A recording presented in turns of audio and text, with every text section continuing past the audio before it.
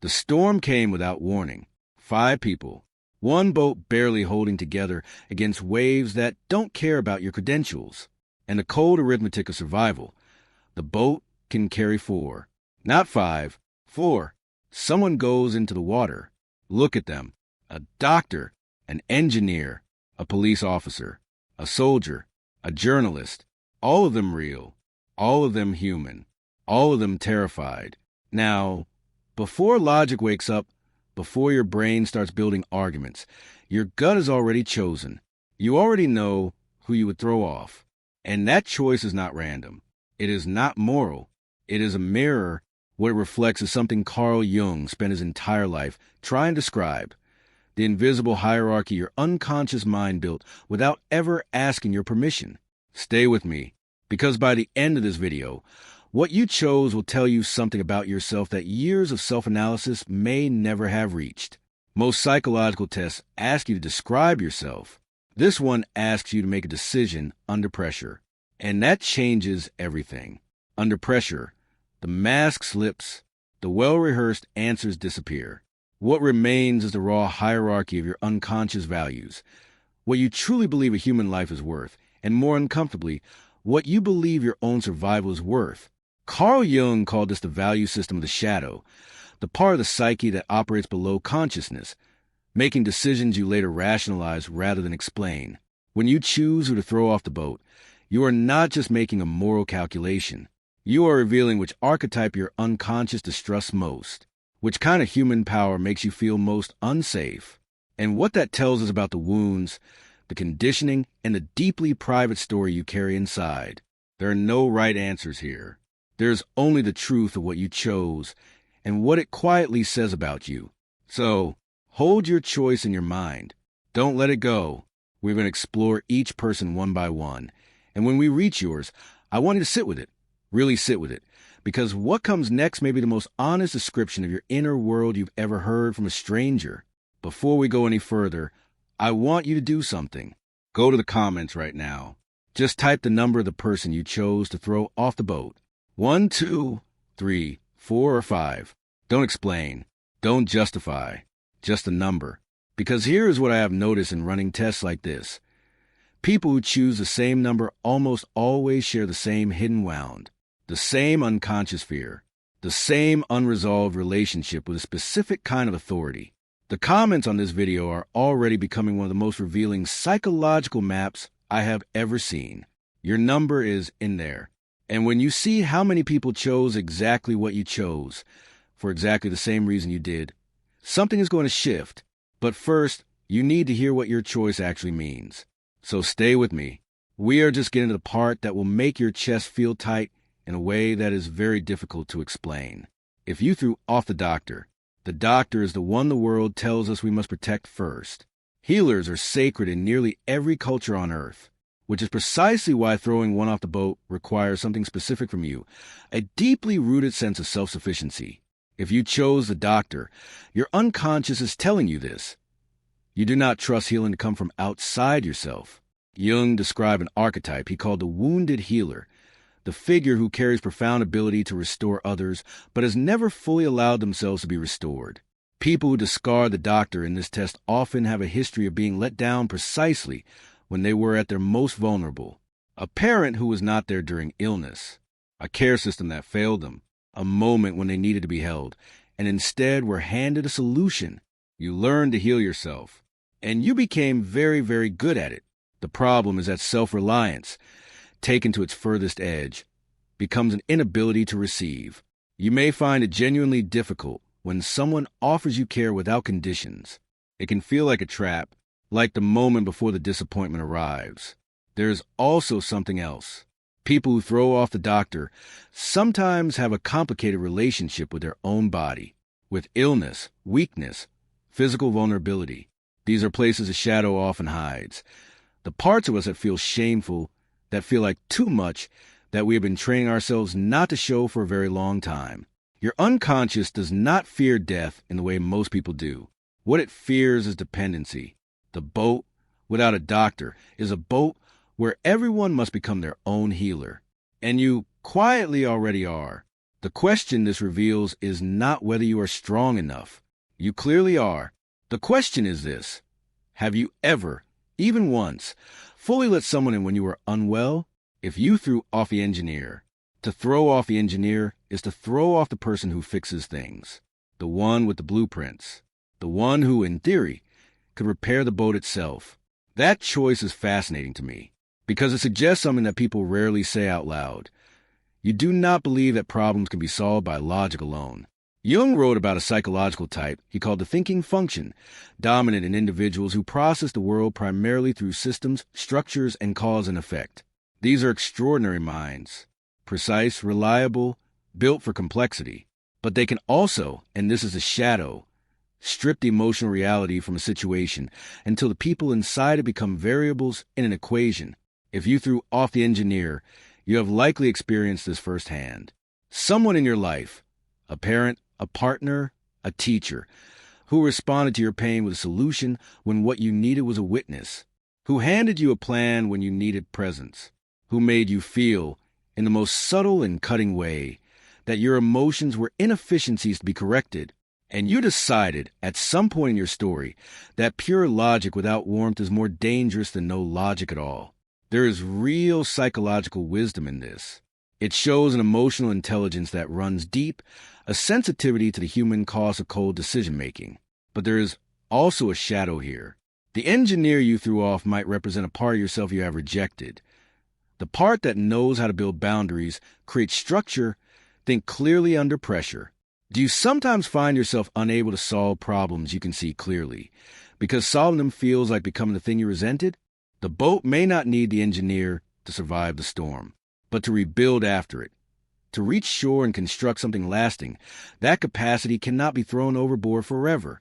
If you threw off the police officer, of all 5 choices, this one tends to be the most common, and that alone is worth examining. The police officer represents something very specific in the collective unconscious: institutional authority, rules handed down from above, order imposed from outside the self. When you throw off the police officer, you are not simply making a survival calculation. You are enacting a psychological statement. I do not trust systems to protect me. Jung spoke extensively about what he called the father archetype, not a biological father, but the internalized representation of law, structure, and external authority. For people raised in environments where that authority was unpredictable, punishing, or absent, the father archetype becomes contaminated. Authority stops meaning safety and starts meaning threat. If you chose a police officer, ask yourself honestly, what is your relationship with rules?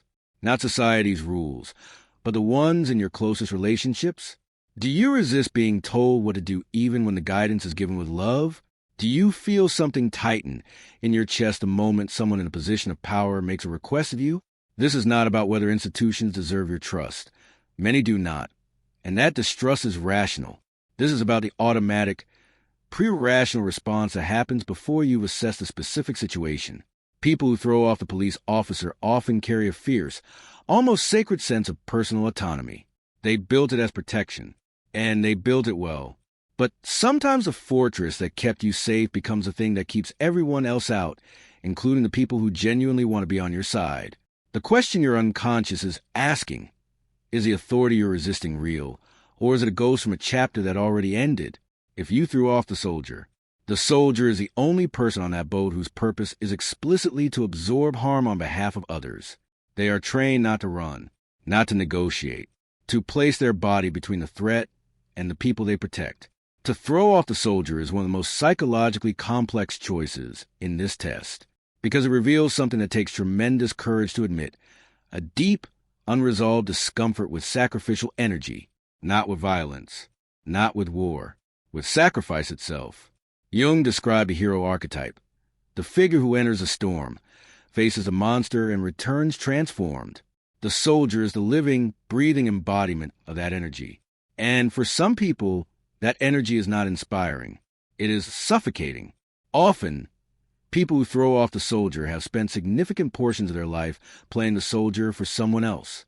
They were the child who held the family together, the partner who absorbed emotional chaos, the friend who was always available at 3 in the morning, long after they had nothing left to give. They know what it costs to be the one who doesn't get to leave, and they are tired.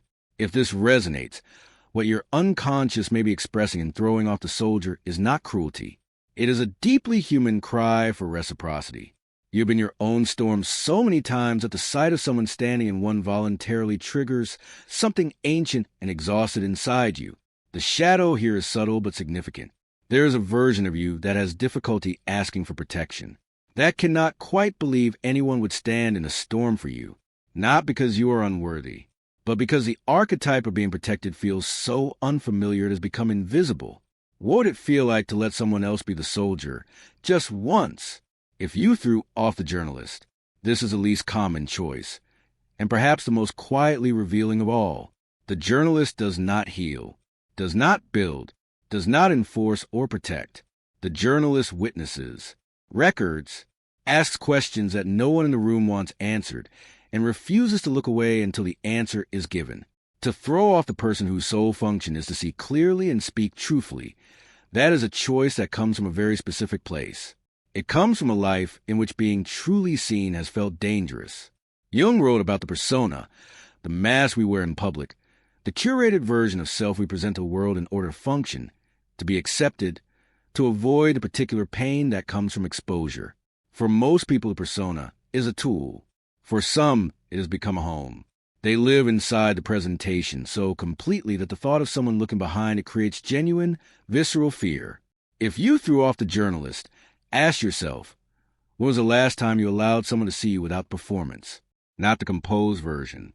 Not the version that has a response ready. The version that is still figuring it out. Still uncertain. Still, in the most honest sense, becoming.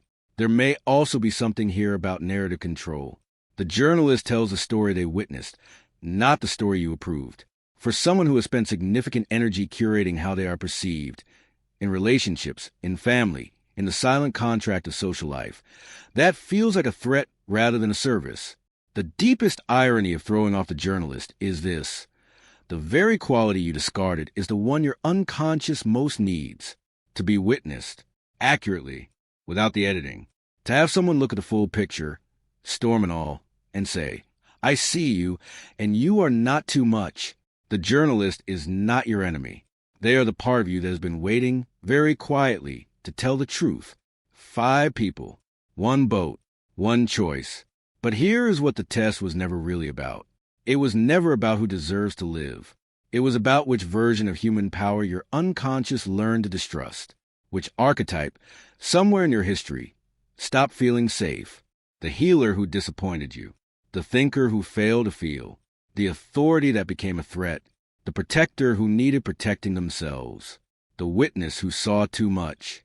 Jung believed that individuation, the process of becoming psychologically whole, requires us to go back for the people we threw overboard, not to punish ourselves for the choice, but to understand it, to sit with a specific wound it points to and ask, with genuine curiosity rather than judgment, what happened here? The boat is a metaphor for survival, and survival teaches us to cut weight before it teaches us to question why certain things feel heavy. Your choice was not wrong. It was honest, and honesty, even when it is uncomfortable, is always the beginning of something important. The 5 people on that boat are not strangers. They are 5 aspects of yourself. The healer, the builder, the authority, the protector, the witness. The one you threw off is not gone. It is waiting just beneath the surface of the water, waiting for you to reach back down and say, I understand you now.